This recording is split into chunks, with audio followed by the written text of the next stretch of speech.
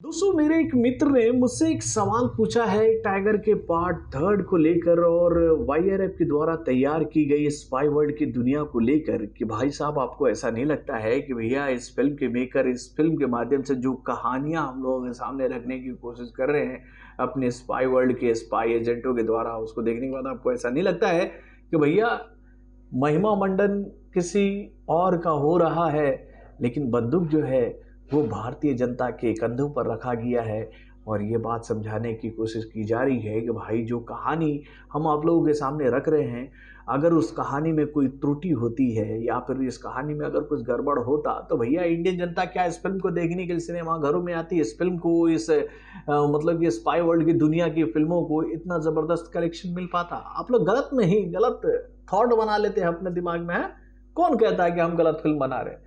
अब भाई जो लोग ये बात कह रहे हैं कि भैया इस फिल्म के माध्यम से, इस स्पाई वर्ल्ड की दुनिया के माध्यम से फिल्म के मेकर दिल पाकिस्तान करने की कोशिश कर रहे हैं, आप गलत समझ रहे हैं, आप गलत समझ रहे हैं।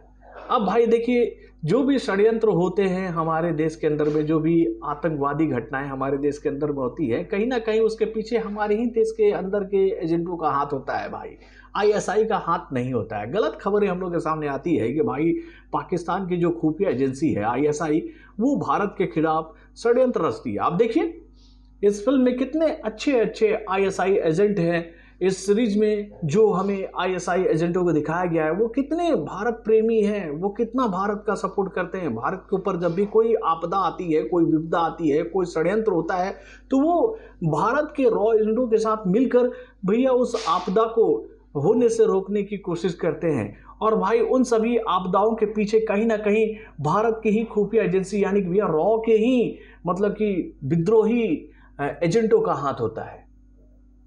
बात तो बिल्कुल सही है। इस फिल्म में कहानियां कुछ हम लोगों के सामने ऐसे ही रखने की कोशिश की गई है। आप लोगों को याद ही होगा कि जब वाईआरएफ के मेकरों ने इस दुनिया की शुरुआत की थी तो भैया ये बात हमें बताने की कोशिश की गई थी कि भाई देखो, जो हमारे देश के अंदर में जो घटनाएं हो रही हैं, जो आतंकवादी घटनाएं हो रही हैं, जो उसके पीछे लोग हैं, उनको रोकने के लिए हमारी रॉ एजेंसी है वो काम कर रही है मिलकर किसके साथ? तो भैया आईएसआई के साथ मिलकर। और इसी वजह से आईएसआई एजेंट जो हैं वो हमारे देश के रॉ एजेंसी के मतलब एजेंटों के साथ में मोहब्बत करने लगते हैं, उनसे शादियाँ कर लेते हैं, बच्चा पैदा भी कर लेते हैं भाई, ऐसा दिखाया गया है।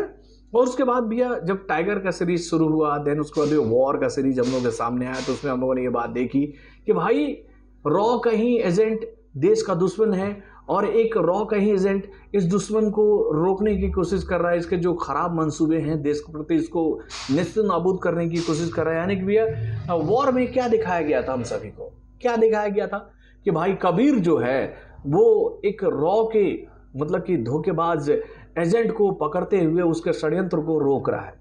देन उसके बाद जब पठान हम लोग के सामने आया तो भैया पठान में हमें क्या फिल्म दिखाई गई है, क्या कहानी बताई गई कि भैया देश का दुश्मन जो है वो रॉ का ही एक भूतपूर्व एजेंट है जो कि भाई देश से काफ़ी खफा हो गया है और भाई उसी खफा होने की वजह से वो देश के खिलाफ षड्यंत्र रच रहा है। यानी कि भैया जॉन अब्राहम को इस फिल्म में क्या दिखाया गया? देशद्रोही, जबकि वो देशभक्त हो सकता था। लेकिन उस फिल्म में भी क्या खास बात थी?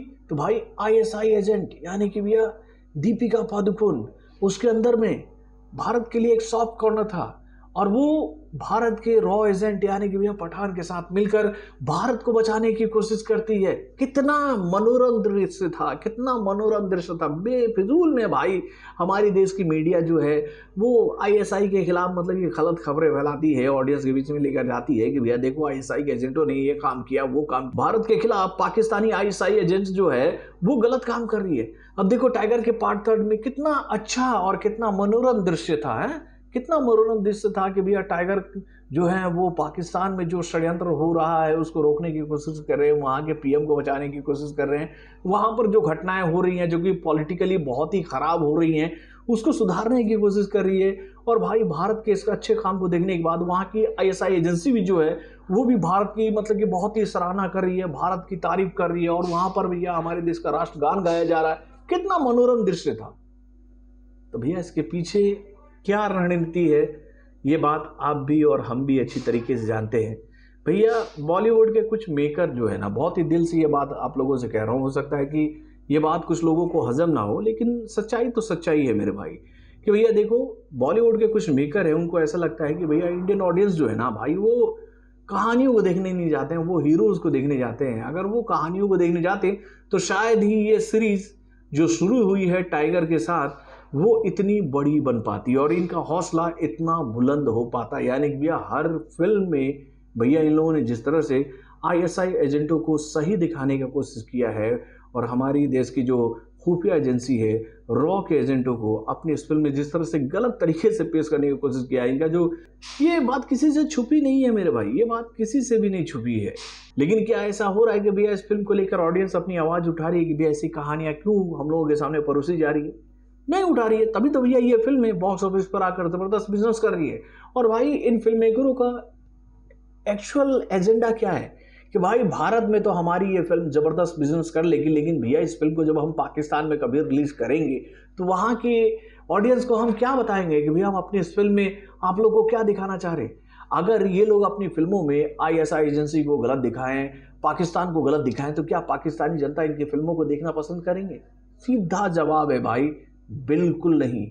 वो अपने कंट्री के खिलाफ, अपने एजेंसी के खिलाफ, अपने जाबाज सैनिकों के खिलाफ एक शब्द भी बुरा सुनना नहीं चाहते हैं। लेकिन भाई हमारी कंट्री में तो ऐसा है कि लिबर्टी का चप्पल हर लिबरल आदमी के हाथ में है और वो खुलकर ये बात कह देता है कि भैया हमारी देश की सेना जो है उसके अंदर में गड़बड़ी है।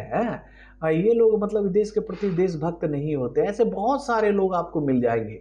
लेकिन पाकिस्तान में ये बात मैंने ख़ास देखी है कि वो कभी भी अपने देश के प्रति गलत कुछ भी सुनना नहीं पसंद करते। और भाई जब इस फिल्म में उनके कंट्री को गलत दिखाया जाएगा तो भैया वहाँ की ऑडियंस क्या देखेगी? इस फिल्म को नहीं देखेगी। तभी तो भैया आईएसआई एजेंसी को, पाकिस्तान को अच्छा दिखाने की कोशिश किया जा रहा है। वो यही बात बताने की कोशिश किया जा रहा है कि भैया आईएसआई कभी गलत था ही नहीं, पाकिस्तान कभी गलत ही नहीं था। पाकिस्तान की जनता जो है वो भारत प्रेमी है मेरे भाई। तो मेरे उस मित्र से मैं यही बात कहना चाहूँगा अंत में कि देखिए, हम तो इतना दिमाग नहीं लगा पाते भाई। हम यहाँ पर जनता के दिमाग से चलते हैं। जो बात जनता को है पसंद, हम वही बात कहेंगे। अगर जनता जिस को कहे रात, भैया हम उसको रात कहेंगे। अब चाहे वो दिन को कहे या फिर वो शाम को कहे। अगर ये फिल्म गलत होती तो भाई जनता इस फिल्म को ऐसा सपोर्ट नहीं देती ना मेरे भाई। तो जनता का कदर कीजिए, जनता की सोच का कदर कीजिए। भाई हमारी जनता को लेकर हम यही बात आप लोगों से कहना चाहेंगे कि वो कभी फिल्मों से अपना ज्ञान वर्धन नहीं करती है। मेरी तरह मैं भी फिल्मों से ज्ञान वर्धन नहीं करता हूँ। भाई तुम्हें जो कचड़ा परोसना है परोस दो भाई।